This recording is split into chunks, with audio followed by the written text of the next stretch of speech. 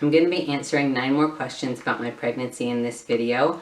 If you want to see part 1, there's going to be a link in the description. You can go ahead and watch that after this video. Alright, so I got my questions on my phone and we're just going to jump right into things. So question 1 for this video is, will you be able to breastfeed? The short answer is no. I had double incision with free nipple graft top surgery, which basically means they cut 2 big lines like right underneath your boob, and they take all the stuff out, and then they sew it up and they take the nipples off and they put them back on where they're supposed to be. So they're not attached to anything but like skin, so they're completely useless for the most part. They're really just for looks, so I won't be able to produce milk or anything like that. So no, I cannot breastfeed, which I'm not really worried about. Formula is just fine for baby. Question 2, is your girlfriend going to breastfeed? So I did look this up. I thought it was an interesting thing, well, because my girlfriend is a transgender woman, and I don't know how I got on the topic, but like, I just all of a sudden was like, I wonder if you're able to, because I can't. I looked into it a bit and I told my fiance about it, but she didn't seem too interested, so I didn't really do that much research into it. So no, she won't be doing it, but I do think it's really cool that she could if she wanted to. Question 3, what is it like going off testosterone? I do have a video about this if you want to check this out. I'll also leave a link in the description for that.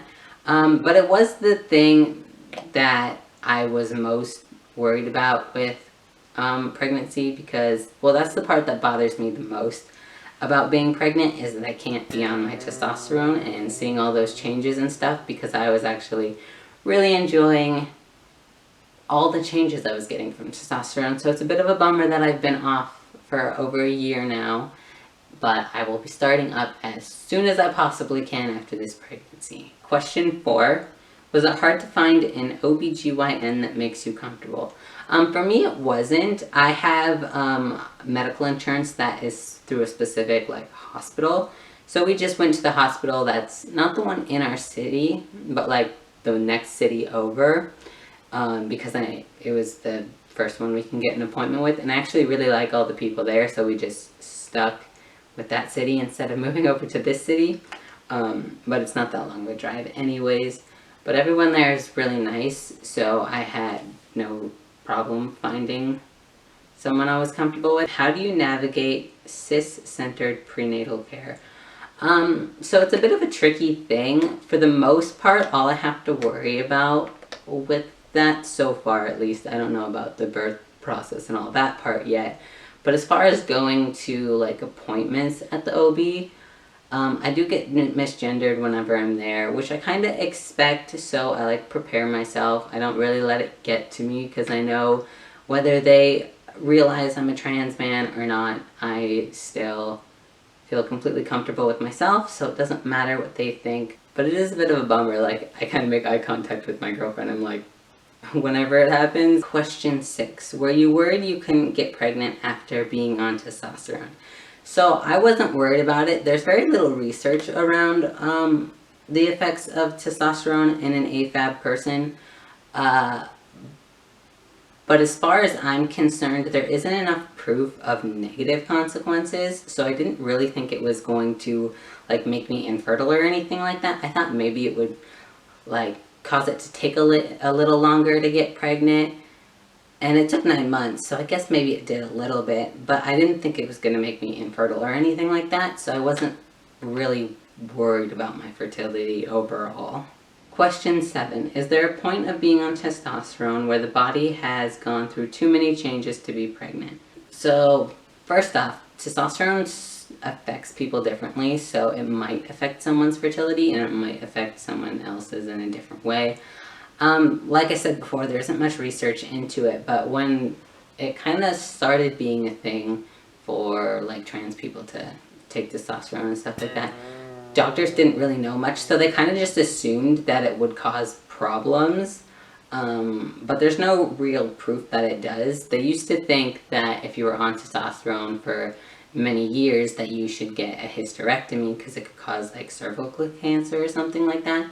But like I said, there isn't any actual proof that it does. Just make sure you're getting your regular checkups and stuff. I know a lot of trans guys don't like to go to the OB. Question 8. Does being pregnant carry higher risks because you have medically transitioned? And they specifically wanted to know about hormone replacement therapy and top surgery. As long as you stop your hormone replacement therapy, your transition shouldn't have any effect on baby whatsoever. Too much testosterone in the body makes it uninhabitable, really. I don't know if it'll completely cause a miscarriage or anything like that. I don't actually know. All I know is that you need to stop taking your testosterone if you get pregnant. My top surgery doesn't really affect my pregnancy in any way, besides I won't be able to breastfeed. That's pretty much it. Question 9. Was there any animosity between you and your partner? So there was no animosity between me and my girlfriend, because we did plan on having the baby, and because of that, there was no reason for us to be mad at each other or anything like that. There was a little bit of frustration on her end. She was a little frustrated with me that I wasn't trying a little harder to get pregnant, but I kind of just figured it would happen when it happens, because like, I don't feel like a lot of those tricks to get pregnant faster really work. So I didn't put much effort into them. There wasn't any, like, we weren't mad at each other for any reason about it or anything like that. If you want to see the video that I made about choosing to get pregnant, I will also leave that in the description as well. Like and subscribe if you enjoyed this video, and don't forget to check out part 1 if you haven't seen it already, and have a wonderful day.